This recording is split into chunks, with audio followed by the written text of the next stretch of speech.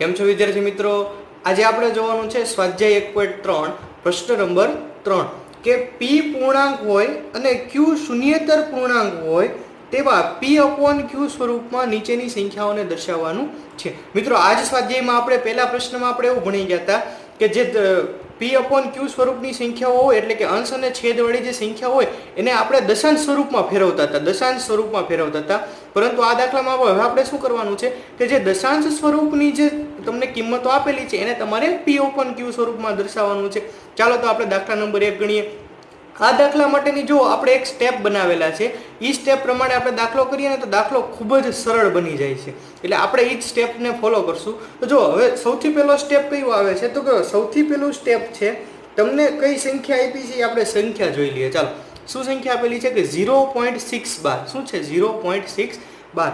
હવે જો જે સંખ્યા માથે 12 હોય, જે અંક માથે 12 હોય છે, ઈ 12 છે, ઈ જે સંખ્યા છે એ વારંવાર રિપીટ થતી હોય. એનો મતલબ એવો થાય કે જે સંખ્યા છે એ વારંવાર રિપીટ થતી હોય છે. એનો મતલબ આવો થાય કે 0.6666 ... એમ અનંત સુધી આ સંખ્યા ચાલે છે. એવું કહી શકાય કે 0.612 બરાબર શું કહી શકાય કે 0.6666 ... એટલે કે અનંત સુધી 666 એમ આવે છે.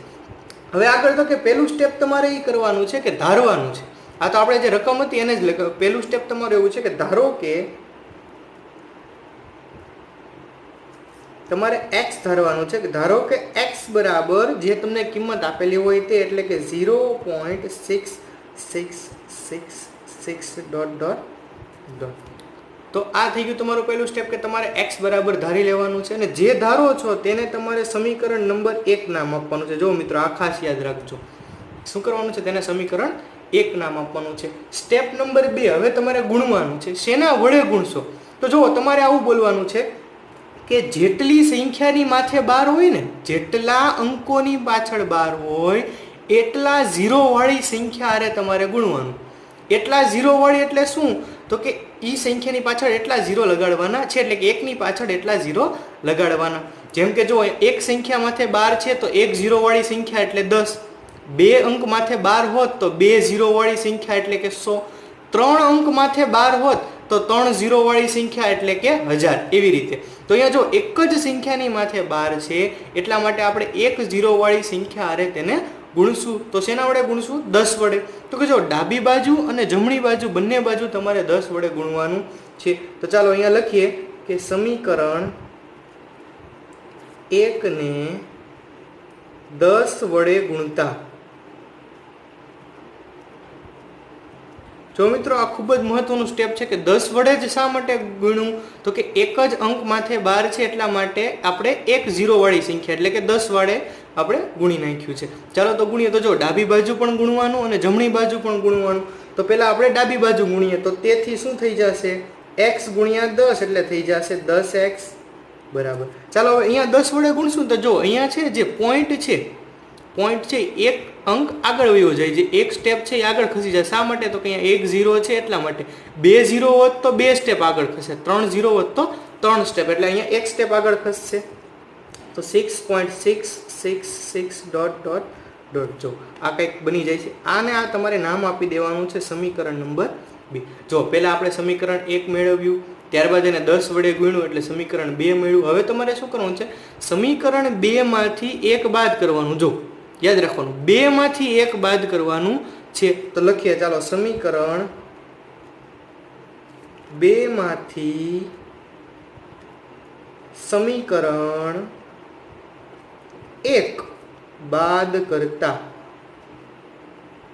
ચાલો સમીકરણ 2 માંથી સમીકરણ 1 બાદ કરીએ તો સમીકરણ 2 શું છે? ચાલો તો અહીંયા લખીએ કે 10x બરાબર 6.6666 ... હવે તો કે એમાંથી પહેલું સમીકરણ બાદ કરવાનું છે. તો પહેલું સમીકરણ લખીએ. પહેલું સમીકરણ શું છે? તો કે x બરાબર 0.6666 ... હવે જો શું કરવાનું છે? બાદબાકી કરવાની છે. તો ચાલો હવે આપણે બાદબાકી કરીએ. તો અહીંયા માઇનસ માઇનસ, ચાલો કરીએ બાદબાકી. ચાલો તો પહેલા આપણે અહીંથી કરીએ. તો કે 6 માંથી 6 જાય તો 0, અહીંયા પણ 0, 0 0 જો પોઈન્ટની નીચે આવશે પોઈન્ટ. હવે 6 માંથી 0 જશે તો અહીંયા વધશે 6, તો બરાબરની નીચે બરાબર. હવે જો અહીંયા છે 10x, અહીંયા છે x એટલે કે 1x, તો 10x ઓછા 1x એટલે થઈ જશે અહીંયા 9x. જો તો તેથી અહીંયા શું મળ્યું? 9x બરાબર. જો પોઈન્ટ પછી જે 0 છે એની કોઈ કિંમત જ નથી, જે પોઈન્ટ પછી તમને 0 આપેલો છે એની કોઈ કિંમત જ નથી, એટલે એ આપણે લખશું ખાલી 6 કે 9x બરાબર 6. તો તેથી ચાલો જે 9 છે અહીંયા ગુણાકારના સંબંધમાં છે, જમણી બાજુ જશે તો ભાગાકારના સંબંધમાં આવી જશે, તો x બરાબર 6/9. હવે આપણે અહીંયા કેન્સલ થશે, 3 દુ 6, જો 3 દુ 6 અને 3 તેરી 9 એટલે અહીંયા થઈ જશે 2/3. જો x ની કિંમત મળી તમને 2/3, પરંતુ આપણે ઉપર જોઈએ કે સમીકરણ 1 માં, જો સમીકરણ 1 માં આપણે x બરાબર શું લખેલું છે તો કે 0.666 અને 0.666 બરાબર શું આપેલું છે? 0.6 12. તો એવું કહી શકાય કે તેથી 0.6 બરાબર 2/3. તો જો 0.6 છે ને આપણે p/q સ્વરૂપમાં કેવી રીતે દર્શાવશું તો કે 2/3. દાખલા નંબર 2 આપેલો છે 0.47. જો તમને અહીંયા જે 12 આપેલો છે એ માત્ર 7 ઉપર જ આપેલો છે, 4 ઉપર આપેલો નથી, એટલે જે સંખ્યા જે રિપીટ થશે ને એ પણ ખાલી 7 જ રિપીટ થશે, 4 છે એ સંખ્યા રિપીટ થશે નહીં. તો પહેલા આપણે એને થોડુંક વિસ્તૃત સ્વરૂપમાં લખીએ તો 0.47 બરાબર શું થઈ જશે? 0.4777 ... જો આ રીતે થશે, નહીં કે 0.4747 એટલે 0.4747 નહીં થાય, શું થશે? 0.4777 એવી રીતે થશે. તો આપણા પહેલા સ્ટેપ પ્રમાણે ચાલો સૌથી પહેલા આપણે શું કરશું? ધારશું. તો ધારો કે x બરાબર 0.4777 ... અને આને આપણે નામ આપશું સમીકરણ નંબર 1, આપણે જેમ સ્ટેપ બનાવેલા છે એ પ્રમાણે. હવે શું કરશું તો કે ચાલો હવે આપણે એને ગુણવાનું છે. તો કે જેટલી સંખ્યા માથે 12 હોય, જેટલા અંકો માથે 12 હોય એટલી 0 વાળી સંખ્યા આરે આપણે એને ગુણવાનું છે. ચાલો તો એને ગુણીએ. ચાલો શેના વડે ગુણશું તો કે જો એક જ સંખ્યા માથે 12 છે એટલે એક 0 વાળી સંખ્યા એટલે કઈ આવશે? 10. 10 વડે આપણે ગુણશું. તો લખીએ સમીકરણ 1 ને 10 વડે ગુણતા. સમીકરણ 1 ને આપણે 10 વડે ગુણીએ. ચાલો સમીકરણ 1 ને 10 વડે ગુણશું તો સમીકરણ 1 આવું થશે, તેથી 10x બરાબર, ચાલો અહીંયા તમે ગુણશો એટલે જે પોઈન્ટ છે એક સ્ટેપ આગળ ખસી જશે એટલે થઈ જશે 4.777 અનંત સુધી. જો અને આને નામ આપશું આપણે સમીકરણ નંબર 2. તો હવે સમીકરણ 2 માંથી સમીકરણ 1 બાદ કરું. જો મિત્રો આપણા સ્ટેપ છે એ એક જેવા જ છે, સ્ટેપમાં કોઈ પણ ફેરફાર થતો નથી. હવે આપણે સમીકરણ 2 માંથી સમીકરણ 1 ને બાદ કરી દેશું. ચાલો બાદબાકી કરીએ. પહેલા સમીકરણ 2 લખીએ કે 10x બરાબર 4.777 ... એમાંથી આપણે પહેલું સમીકરણ બાદ કરવાનું છે, x બરાબર 0.477 ... જો મિત્રો તમને એવું લાગશે કે જો અહીંયા 4 વખત 7 છે પોઈન્ટ પછી, અહીંયા મેં 3 વખત જ શા માટે લીધા તો કે જો મિત્રો બંને બાજુ આપણે સરખા લેવાના. અહીંયા તમે લઈ શકો તો અહીંયા પણ 4 વખત લઈ શકો, તો અહીંયા પણ એક વધારે લેવો પડશે. પોઈન્ટ પછીના અંકોની જે સંખ્યા છે ને આપણે સરખી રાખવાની, કારણ કે આપણે અનંત સુધી છે એટલે તમે સરખી રાખી શકો. હવે આપણે બાદબાકી કરશું. ચાલો તો બાદબાકી 7 માંથી 7 જશે 0, અહીંયા 7 માંથી 7 જશે 0. ચલો 7 માંથી 4 જશે તો અહીંયા વધશે 3, પોઈન્ટની નીચે પોઈન્ટ. 4 માંથી 0 જશે તો વધશે 4 બરાબર. ચલો 10x માંથી x જશે તો વધશે 9. તો મળી ગયું 9x બરાબર 4.3. તો તેથી ચાલો અહીંયા આપણે લખીએ ફરીથી કે 9x બરાબર, જો 4.3 છે એમાં હું પોઈન્ટ દૂર કરી નાખું છું, તેને શું કહેવાય છે કે 43/10. 43/10. તો તેથી હવે જો જે 9 છે એ અહીંયા ગુણાકારના સંબંધમાં છે ડાબી બાજુ, એને આપણે જમણી બાજુ મોકલશું તોય ભાગાકારમાં એટલે કે છેદમાં આવી જશે.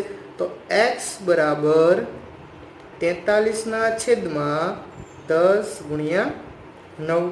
તો તેથી x બરાબર 43 છેદમાં 90.